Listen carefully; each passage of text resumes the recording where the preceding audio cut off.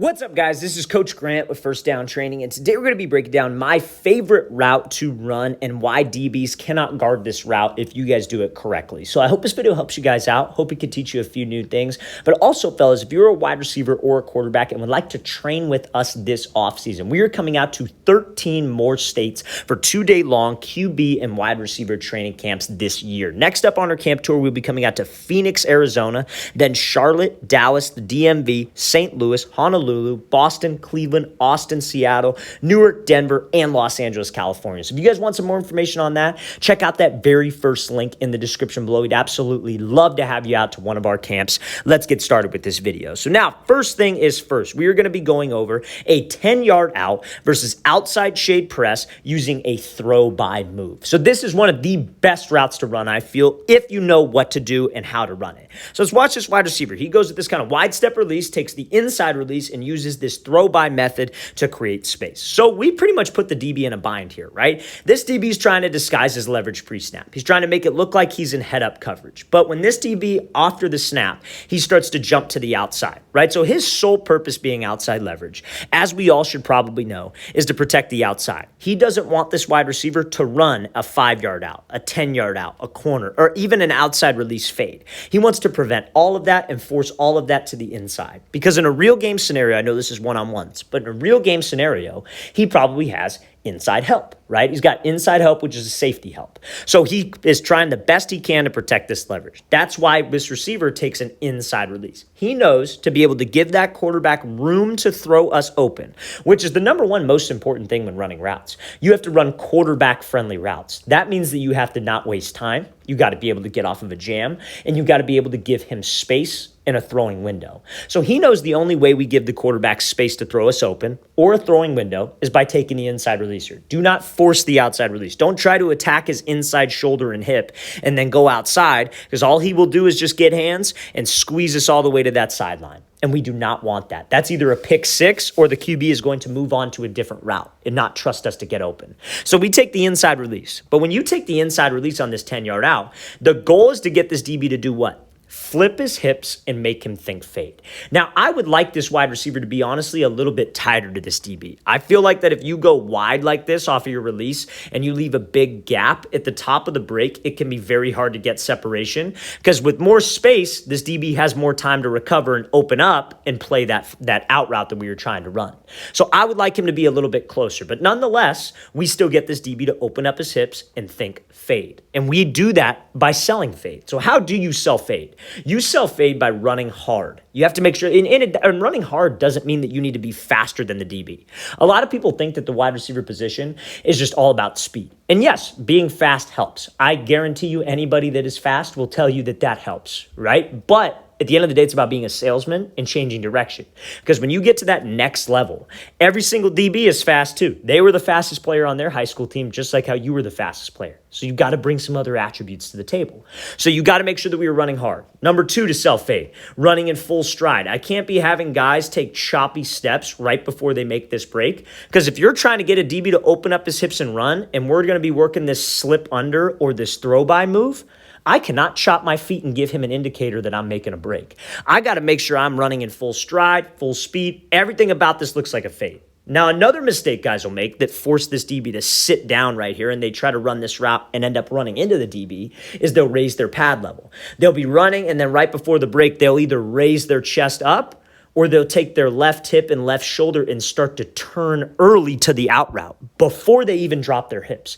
All of those things, fellas, are indicators that will tell this DB, hey, he's running a break. Hey, he's running an out route, which can make him sit. People are so hesitant with this move and this slip under or throw by move is they don't know how to sell fade correctly.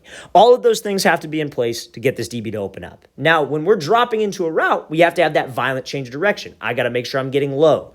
I tell my wide receivers when we drop our hips, think of it like you got somebody in front of you who just threw something at your head and you have to drop under it. You have to drop your butt down. You have to change levels, like you're dropping down like a level. And that is what will help you put the brakes on while you are running full speed. It's easy to drop your hips, but can you do it while you're running full speed? And can you do it in the least amount of time possible? And that comes from that violent level change. It's got to be a quick, somebody pulled the string from your chin to your knee and we are changing direction. Now, I know all of that, fellas. And then again, like I said, I'm going to explain something in a second here. And now he's able to create space for the QB. We got plenty of space to run and we got separation from that DB. That's textbook. Now, I know a lot of you are thinking, man, how am I going to think about all of that while running a route full speed against a live DB? You don't. All of that stuff leading up into the break is instinctual and it comes from repetition. You cannot be that guy, that receiver that just knows how to run routes and they don't have any technique. Because if you just know what to do, but not, or if you just know if you know when to use certain things, but not how to do certain things, you're not going to be a successful receiver. And vice versa. If you know how to do every single move in the book, every single release, but you don't know when to use it, you're not going to use it. You're going to be average. It's a combination of both to be a great route runner. Let's play this thing again, full speed one more time. So unguardable route, fellas, is that 10-yard out with an inside release. So now, what else can you do on an inside release? Because what if you just punk that DB off the line? What if you're able to restack him? You can use something called a rocker step on a 10-yard out. So this is Devontae Smith. This is from his time at Alabama. This is like a practice clip. And you got a DB, and I know it's tough to tell here, but he's outside shade, right? He's shaded to the outside. Devontae Smith has a cut down split. He's at the top of the numbers, and he's running a 10-yard out. So obviously, he can't try to set him up inside then go outside, especially being from the top of the numbers, because this DB will keep his leverage and squeeze him all the way to the sideline, especially not being the biggest, more physical guy that you could just run into DBs. So he has to take the inside release to give that quarterback plenty of space to throw him open. That's the main goal. So when he comes off the ball here, does a little split release, takes the inside release, but you see how he's able to restack. That is another way that you could run a 10-yard out with an inside release, because it's still a way to give the quarterback room and it's still a way to create separation. Those are the two most important things: separation and running a quarterback-friendly route, right? So when he's able to get over the top of him and this DB's trailing his back hip, let's make it look like a post, because when a DB is trailing me in man coverage, they talk a lot about eye discipline. You don't want a DB, like no DB coach will ever teach a DB to look at the eyes or the head and the shoulders of a DB, because that will lie to you all day long. They teach them to watch the hips. So when I'm at the top of the break doing this rocker step, this is chess, not checkers. I'm trying to sell with my hips on the route. So when I get up to the break and I'm acting like I'm running a post, I'm actually stepping to the post. I'm actually throwing my hip, turning my entire upper body, because that's what will get him to move, even if he does have good eye discipline. And now I got separation. And guess what? I got plenty of space for the QB to throw me open. That's a quarterback-friendly route right there. So 10-yard route, 10-yard out, 15-yard out, any type of out over 5 yards. With that inside release is unguardable. DBs will not be able to stop it if you can master these concepts. Selling fade, knowing what to do at the top of the route, and having a plan. All about knowing how to attack his leverage, or how to not attack his leverage, I guess you could say, and run away from the leverage. Run away is probably not the right word, but attack away from the leverage. Let's play this thing again, full speed one more time. Great job by Smith using that split release, doing that rocker step, and giving that QB space. All right, so now, let's say here, outside route, 10-yard out versus outside leverage zone coverage. So there's another tricky one, but it's really honestly the same thing. You guys got to get out of that mindset of, just because it's an outside breaking route, I got to go outside. I got to go outside right now. I can't take an inside release. I got to make sure that I get around this DB and break. Now, in a perfect world, I would love to run out routes every single time versus inside shade press, because that's easy. All you got to do is attack that leverage and take the outside release. And you have plenty of space to the outside pre-snap before the ball is even snapped. But when I got a DB who's sitting right at the break point, what do you think you want to do? You want to threaten him to the inside. You want to threaten his inside shoulder and his inside hip and try to make him think fade, because that will give you space to the outside. Just like how in the last example versus outside shade press, we need to run quarterback-friendly routes. So let's play what Odell does here first real quick. He attacks the inside shoulder, breaks it off, and gives his quarterback plenty of space to throw him open. Imagine if Odell was so concerned with an outside release that he just ran to the outside to the blind spot of the DB. That's where so many wide receivers make their mistakes. They see zone coverage, right? And they see this blind spot. Now, every single receiver coach known to man loves to talk about this blind spot. Oh, you got to get to his blind spot. You got to threaten him to his blind spot. And I'm going to show you an example of how you can do that on an out route here in a second. But not every single situation calls for it, right? Especially if you're from the outside wide receiver spot. Because if you just run to his blind spot, he's going to weave and keep his leverage. So when he keeps his leverage, guess what? You're cutting down the field space that we have to run this out route. Especially when you're from the outside receiver spot, you need as much field space as possible. You can't just go run to the sideline. So rather than run to the blind spot and get forced outside, let's go attack his inside shoulder and his inside hip. Let's make him think that I am running a fade by all the same things that we talked about with the throw by and with the rocker step cut. You got to make sure you're running in full speed. Don't need to be faster than this guy. You just got to get him moving. You got to make sure your pad level stays the same. We can't raise up. And you got to make sure your stride stays the same. If you can do all three of those things, that will get a DB to open up. There comes a point in every single rep where he's got to eventually commit to something. And if you can commit your hips and shoulders to a fade, he will start to commit his hips and shoulders to a fade. And when we make that break, we'll have plenty of room for my QB. Let's play this thing again, full speed one more time. Great job by Odell attacking inside shoulder and hip, and then being able to accelerate out of this break. Okay, so now, like I said, we were going to talk about the blind spot of a DB. Now, I love this type of move when I have kind of like a zone coverage concept, like DB's facing the inside, facing the quarterback, he's outside leverage, but he's sitting right at like 5 yards, right? So we talked about press. DB's lined up in press, we attack him, we take the inside release. Our goal is to stack, or if he's right on my hip, my goal is to slip under and throw by. So if he's like 5 yards off, but he starts to almost like kind of like pedal, like run with me, right? Maybe it's almost like a press bail situation. You want to maybe attack the blind spot.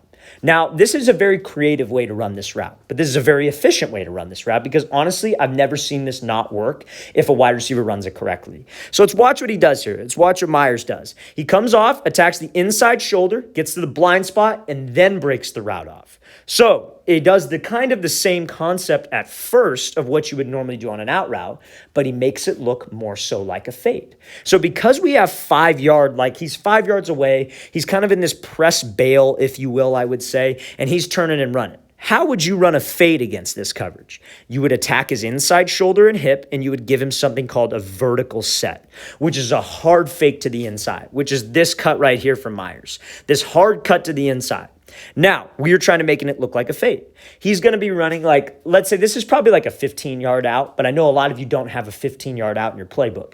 Let's say it's like a 10-yard out. He's probably going to be doing this move at about 5. So he's still got to get up to 10 yards. So when he bursts up, he gets to the blind spot. And now when he's in this blind spot, if he's selling it, if he's running hard, what do you think it makes this DB think? He thinks fade. He's thinking, oh, he's going deep and he opens up, or maybe he opens up his hips trying to play the out route, whatever it is. But I got that separation because I made it look like how I would run a fade. We attacked his blind spot.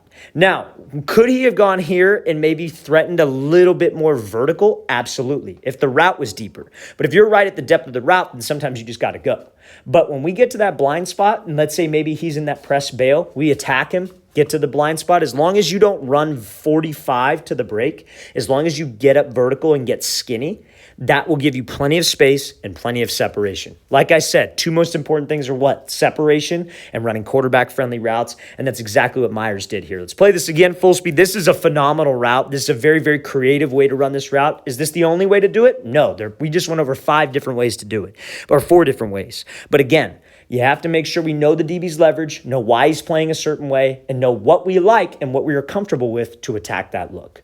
All right, fellas, really want to thank you for watching. I really appreciate it. If you guys have any questions at all, don't hesitate to leave those in the comment section below. Always appreciate the feedback. Always great to hear from you guys as usual. And again, fellas, if you would like to come out and train with us in 13 more states this offseason we will be coming out to, check out that very first link in the description below. We'd love to have you out to one of our offseason camps. I'll see you guys next time.